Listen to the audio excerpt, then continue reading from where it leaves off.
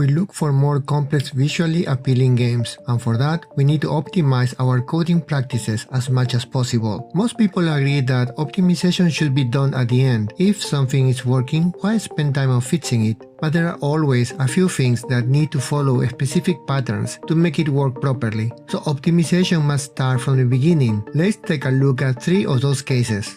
Welcome back. If you are new to the channel, I make games, and you can download many of my games from the link in the description below. This video is part of a game development pattern series. First, Spatial Partition. Have you ever wondered how some games can display hundreds of enemies and have hundreds of bullets going on screen without being slow? If you want to do a bullet hell game, you need to use this pattern, otherwise your game will suffer. Let me show you Space Backwards, a game I made a year ago. One of the purposes of that game was to make use of Spatial Partition, which is simply a way to divide your screen into smaller areas, so entities are organized in smaller numbers per sector. If I had not used this, every single bullet will have to check if it collided with every single enemy on screen, and that can be very slow if you have many hundreds of enemies colliding with each other and hundreds of bullets. So by dividing the screen into smaller sectors, you only need to check every entity in that sector and increase in performance. If your game suffers because of the number of enemies, you can make your area smaller to reduce even more the quantity of entities per chunk. Also, you need to be aware that if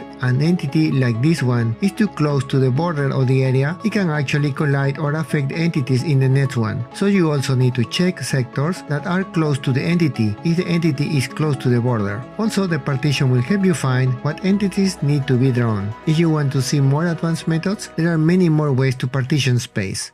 Second, object pooling. I made a video specific for object pooling. If you want to see it, click on the link here. But basically, object pooling allows you to create your entities ahead of time and reuse them over and over, even when the entity is dead, like this enemy. It goes back to the list of dead enemies that will be recycled into a new enemy later. Because you are not creating new enemies, the game performs in stable speed, saving a lot of work and cleanup. This method allows the recycling of entities, but may waste memory at the cost of performance. If the player do not care how much memory you can use, then you can use as much as you need. As long as it fits into the player's computer, your game will be fluid, smooth like butter, and fun. This pattern is mainly used for bullets, particles, enemies, anything that repeats itself over and over.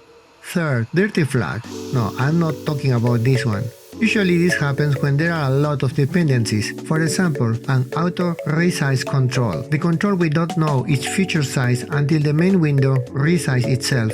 In those cases, instead of calculating things the wrong way until the main control is calculated, a flag can be used to mark that is a dirty control, and it will be updated at a later stage. This pattern is used to solve this kind of specific calculations with dependencies, when you need to cache and pass the new values to the children, so in that way, every control will use what was calculated, saving a lot of time. And that's it for today. Let me know what you think in the comments below. If you want to support my work, please click like and subscribe, and click on the notification bell so you do not miss my next update. Thank you so much for watching my journey. See you next week.